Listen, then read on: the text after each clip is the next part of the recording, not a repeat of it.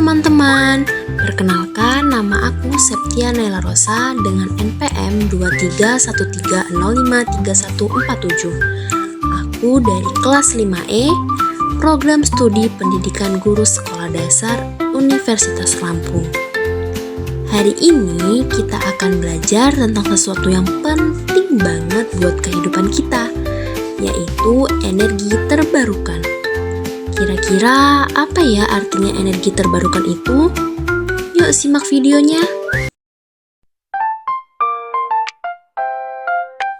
Tapi sebelum lanjut, yuk kita baca tujuan pembelajaran hari ini. Adapun tujuan pembelajaran pada hari ini yaitu yang pertama, menjelaskan pengertian energi terbarukan. Yang kedua, mengidentifikasi berbagai jenis energi terbarukan. Dan yang ketiga, menjelaskan keunggulan energi terbarukan.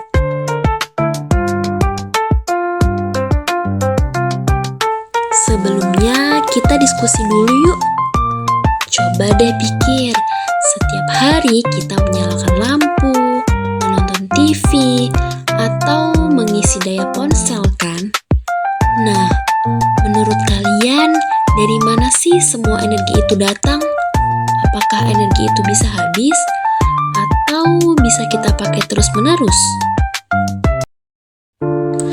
Ternyata, sebagian energi yang kita pakai berasal dari sumber yang bisa habis, seperti minyak bumi dan batu bara. Kalau sumber itu habis, bumi kita bisa kekurangan energi loh. Makanya sekarang banyak orang mulai beralih ke energi yang bisa digunakan terus-menerus, yaitu energi terbarukan. Yuk kita kenalan lebih dekat sama apa itu energi terbarukan.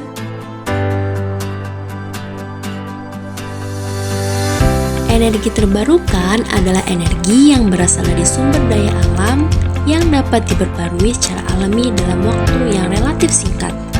Sumber energi ini bersifat berkelanjutan, tidak akan habis, dan umumnya lebih ramah lingkungan karena menghasilkan emisi karbon yang lebih rendah dibandingkan bahan bakar fosil. Jenis-jenis energi terbarukan.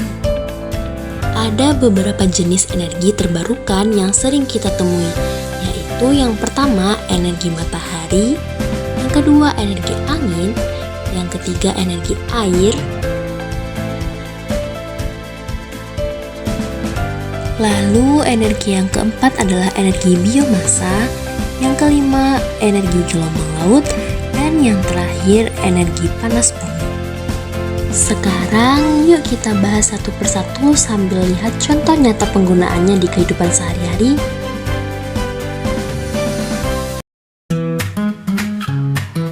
Energi matahari. Energi matahari adalah energi dari radiasi panas dan cahaya matahari yang dapat dimanfaatkan sebagai energi surya atau solar energy dengan menggunakan alat yaitu panel surya. Panel surya bisa menyerap cahaya matahari untuk dimanfaatkan menjadi bentuk energi lainnya. Salah satunya adalah energi listrik. Salah satu contoh penerapan energi surya di Indonesia ada di Purwakarta, Jawa Barat, yaitu PLTS Terapung Cirata. Tempat ini menjadi pembangkit listrik tenaga surya terapung terbesar di Asia Tenggara. Panel-panel surya di sana menangkap cahaya matahari, kemudian mengubahnya menjadi energi listrik yang ramah lingkungan. Energi angin. Energi angin dapat diubah menjadi energi lain dengan memanfaatkan teknologi turbin angin. Turbin angin dapat dimanfaatkan untuk mengubah angin menjadi energi gerak dan kemudian menjadi energi listrik. Energi angin dimanfaatkan di PLTB Sidrap, Sulawesi Selatan yang merupakan pembangkit listrik tenaga angin pertama dan terbesar di Indonesia. Di lokasi ini terdapat banyak menara turbin tinggi yang baling-balingnya berputar karena hembusan angin. Putaran turbin tersebut menggerakkan generator hingga menghasilkan energi listrik.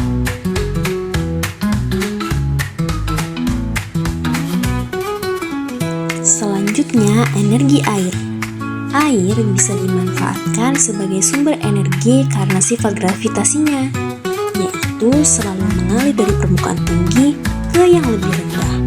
Sumber energi dari air ini dimanfaatkan dengan cara pemasangan kincir air dan pembangkit tenaga listrik tenaga air atau PLTA. Energi air dimanfaatkan di PLTA Sigura-gura yang terletak di Kabupaten Toba, Sumatera Utara. Air dari Sungai Asahan dialirkan melalui pipa besar menuju turbin yang berada di dalam bendungan. Tekanan air yang deras membuat turbin berputar, lalu putaran tersebut diubah menjadi energi listrik oleh generator.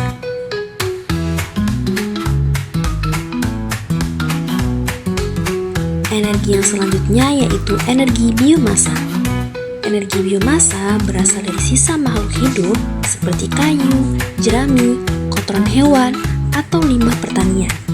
Bahan-bahan ini bisa dibakar atau diolah menjadi biogas untuk sumber energi alternatif dan juga sebagai bahan bakar pengganti minyak. Energi biomasa bisa berasal dari bahan alami seperti serbuk kayu atau sisa hasil hutan yang diolah menjadi wood pellet. Wood pellet ini digunakan sebagai bahan dasar pengganti batu bara di pabrik atau pembangkit listrik. Contohnya ada di beberapa daerah di Jawa Tengah dan Yogyakarta, di mana wood pellet ini dimanfaatkan sebagai sumber energi ramah lingkungan.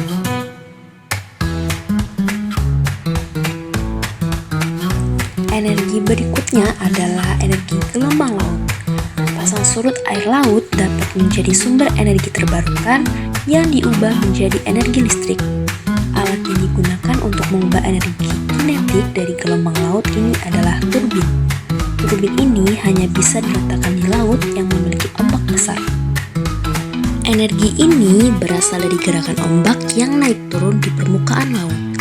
Gelombang tersebut bisa menggerakkan pelampung atau turbin terapung yang menghasilkan energi listrik.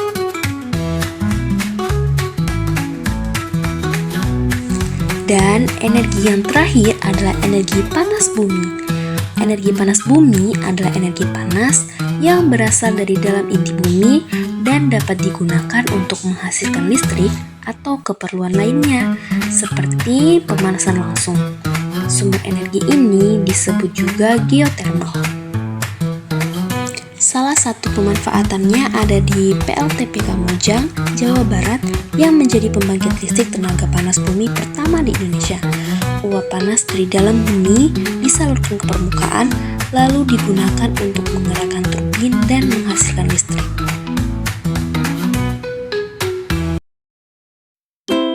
Nah, kalian juga perlu tahu nih, ternyata energi terbarukan itu memiliki kelebihan. Yang pertama yaitu adalah ramah lingkungan, lalu yang kedua tidak terbatas, lalu yang ketiga mengurangi ketergantungan pada bahan bakar fosil, yang keempat dapat dimanfaatkan di daerah sekitar, yang kelima mendorong teknologi hijau, dan yang terakhir menciptakan lapangan kerja baru.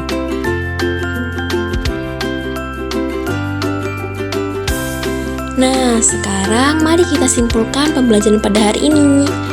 Energi terbarukan adalah energi yang berasal dari alam dan bisa diperbarui tanpa habis. Ada 5 jenis utama energi terbarukan, yaitu energi matahari, angin, air, biomasa, dan panas bumi. Energi ini punya banyak kelebihan, seperti ramah lingkungan, menghemat energi fosil, dan mendorong teknologi hijau. Jika kita semua mulai menggunakan energi terbarukan, masa depan bumi akan jadi lebih bersih, cerah, dan hijau untuk kita semua. Nah, dari semua yang sudah kita pelajari, kita jadi tahu kalau energi terbarukan itu sangat penting untuk kehidupan manusia dan juga masa depan bumi kita. Sebagai generasi muda, kita juga bisa berperan dari hal-hal kecil loh, seperti menghemat listrik, menggunakan air seperlunya, tidak membuang sampah sembarangan, dan lebih peduli terhadap alam sekitar kita. Mari bersama-sama menjaga energi dan lingkungan agar kehidupan kita, serta generasi setelah kita, bisa berjalan lebih baik dan berkelanjutan. Terima kasih sudah menyimak, semoga bermanfaat dan sampai jumpa di pembelajaran berikutnya.